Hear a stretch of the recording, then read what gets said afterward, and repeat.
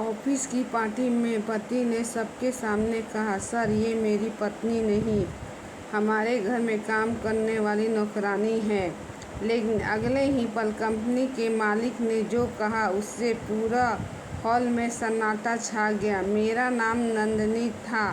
शादी को 5 साल हो चुके थे। मेरे पति आदित्य एक बड़ी कंपनी में मार्केटिंग मैनेजर थे। शादी के शुरुआती 2 साल बहुत अच्छे रहे, लेकिन जैसे जैसे उनकी नौकरी और सैलरी बढ़ती गई, उनका व्यवहार बदलने लगा था। अब उन्हें मेरे साधारण कपड़े, मेरा सादा रहन सहन और मेरा मध्य वर्गीय परिवार शर्मिंदगी लाने वाला था। जबकि सच्चाई यह थी कि शादी से पहले मैं भी एक बड़ी कंपनी में सीनियर सॉफ्टवेयर इंजीनियर थी, लेकिन शादी के बाद आदित्य के कहने पर नौकरी छोड़ दी थी ताकि घर और परिवार संभाल सको। उसने वादा किया था, तुम्हें कभी किसी चीज़ की कमी नहीं होने दूंगा।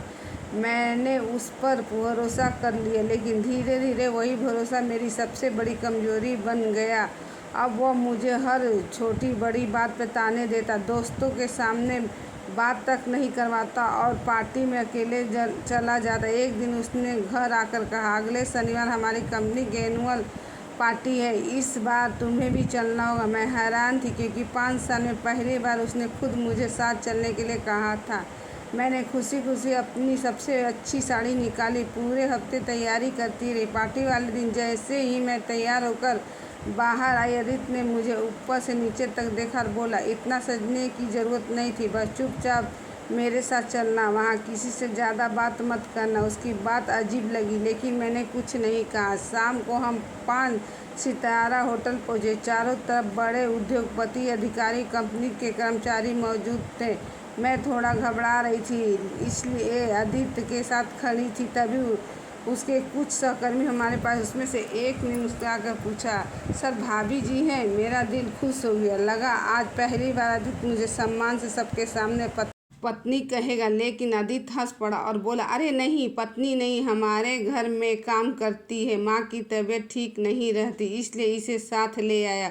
उसके इतना कहते ही सब लोग हंस पड़े। किसी ने कहा, हम तो सच में भाभी जी लगी थी। किसी ने मजाक उड़ाया, आजकल तो नौकरानियाँ भी बहुत स्टाइलिश हो गई हैं। मेरी आंखों में आंसू आ गए, लेकिन मैंने वहीं खड़े खड़े खुद को संभाले। मैं चाहती तो उसी समय वहाँ से चली जाती, लेकिन न जाने क्यों मेरे कदम रुक गए। तभी पूरे हॉल में हलचल मच गई। कंपनी के मालिक विक्रम मेहरा अंदर आए। सभी लोग उनका स्वागत करने में लग गए। आदित्य भी तुरंत उनके पास पहुंचा। कुछ मिनट बाद विक्रम मेहरा की नज़र मुझ पर पड़ी। वो अचानक रुक गए। उन्होंने दोबारा मेरी तरफ देखा, जैसे उन्हें अपनी आंखों पर विश्वास ना हो रहा हो। फिर वह तेज कदमों से सीधे मेरी तरफ आए। पूरे हॉल की नज़र अब हमारी तरफ थी। आदित्य घबरा गया। उसे लगा शायद मैं किसी नियम का उल्लंघन कर रही हूँ, लेकिन अगले ही पल विक्रम मेहरा मुस्कुराते हुए मेरे सामने हाथ जोड़ दिए और बोले, मैडम आप यहाँ, आपने बताया भी नहीं कि आप आ रही हैं। पूरा हॉल स्तब्ध रह गया।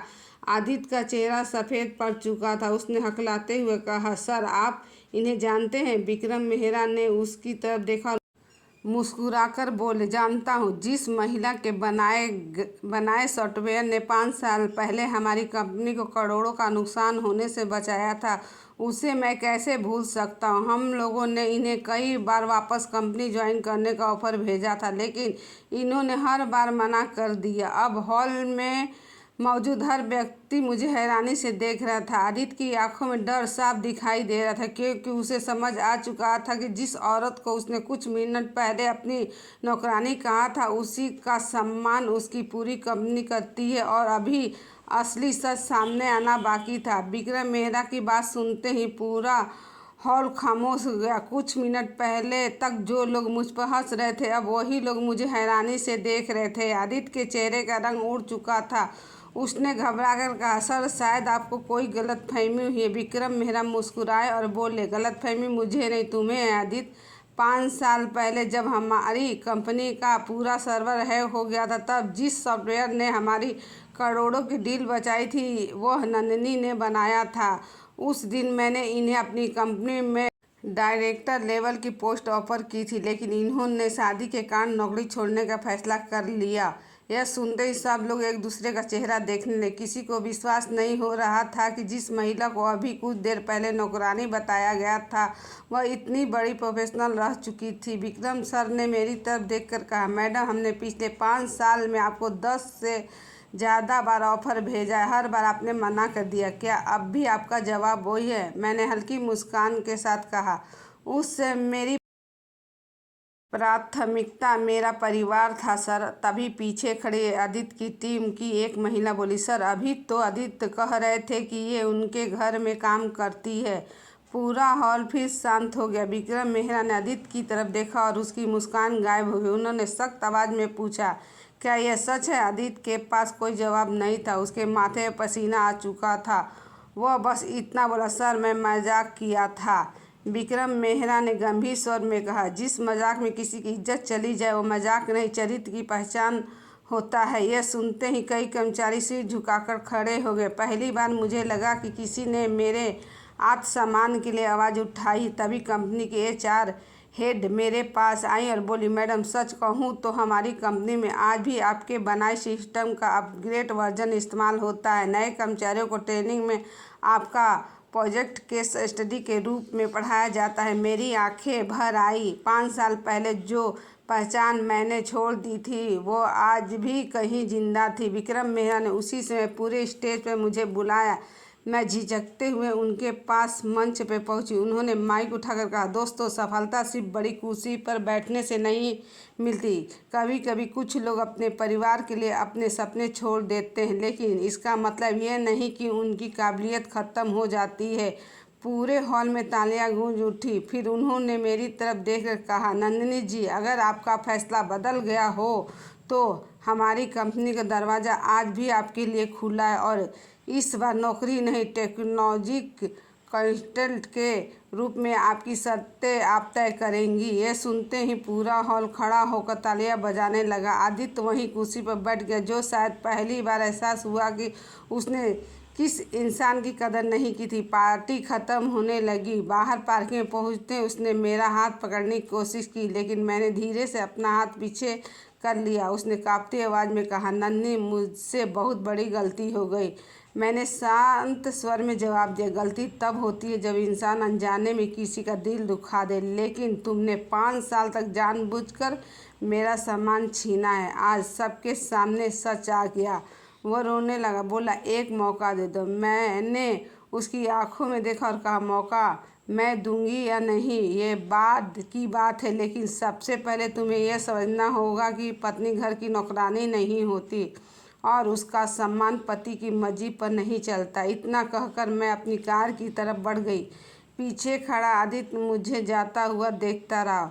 उसे शायद पहली बार डर था कि इस बार नन्ही सिर्फ पार्टी छोड़कर नहीं जा रही है, बल्कि उसकी ज़िंदगी से भी हमेशा के लिए जा सकती है। अगले दिन सुबह मैं विक्रम मेहरा की कंपनी पहुंच गई। उन्होंने पूरे सम्मान के साथ मुझे टेक्नोलॉजी कंसल्टेंट की जिम्मेदारी सौंप दी। कई पुराने कर्मचारी में देख खुश थे। उधर आदित्य पूरी रात सो नहीं पाया। उससे पहली बार एहसास हुआ कि उसने जिस पत्नी को हमेशा कमज़ोर समझा वही उससे कहीं ज़्यादा काबिल थी। कुछ दिन बाद कंपनी की मासिक मीटिंग रखी गई। सभी कर्मचारी मौजूद थे।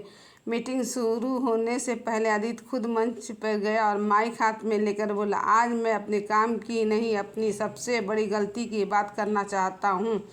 पूरा हॉल शांत हो गया। उसने मेरी तरफ देखा और कहा, कुछ दिन पहले मैंने अपनी पत्नी का परिचय नौकरानी के रूप में दिया था। वो मेरी ज़िंदगी की सबसे शर्मनाक हरकत थी। जिस महिला ने अपना शानदार करियर छोड़कर मेरा घर और परिवार संभाला, मैंने उसी का सम्मान सबसे ज़्यादा चोट पहुंचाई। मैं सबके सामने नन्ही से माफ़ी मांगता हूं। इतना कहकर वह मंच से नीचे उतरा। सबके सामने मेरे सामने हाथ जोड़कर खड़ा हो गया। पूरा हॉल में सन्नाटा छा गया। किसी ने सोच भी नहीं सकता था कि आदित्य अपने अहंकार को छोड़कर इस तरह अपनी गलती स्वीकार करेगा।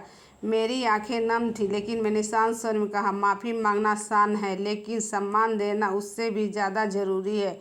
मैं तुम्हें माफ़ कर सकती हूँ, लेकिन टूटा हुआ भरोसा जुड़ने में समय लगेगा। विक्रम मेहरा मुस्कुराए और बोले, यही एक मजबूत इंसान की पहचान होती है। अगले कुछ महीनों में आदित्य ने सचमुच खुद को बदलना शुरू किया। अब वह हर जगह मेरा परिचय गर्व से अपनी पत्नी के रूप में करवाता, घर के कामों में हाथ बटाता और हर फैसले में मेरी राय लेता। उसने कभी मुझ पर नौकरी छोड़ने का दबाव नहीं डाला। धीरे धीरे मैंने भी महसूस किया कि उसका बदलाव दिखाने का नहीं, दिल से था। हमारी शादी की सालगिरह पर उसने पूरे परिवार दोस्तों के सामने कहा, उस दिन मैंने अपनी पत्नी का अपमान किया था, लेकिन आज मैं गर्व से कहता हूँ कि सबसे बड़ी पहचान मेरी पत्नी है। पूरा हॉल तालियों से गूंज उठा। मैंने मुस्कुराकर उसका हाथ थाम लिया। उस दिन मुझे समझ में आया कि रिश्ते तब नहीं टूटते जब गलती होती है, रिश्ते तब टूटते हैं जब इंसान अपनी गलती मानने से इनकार कर देता है। अदिति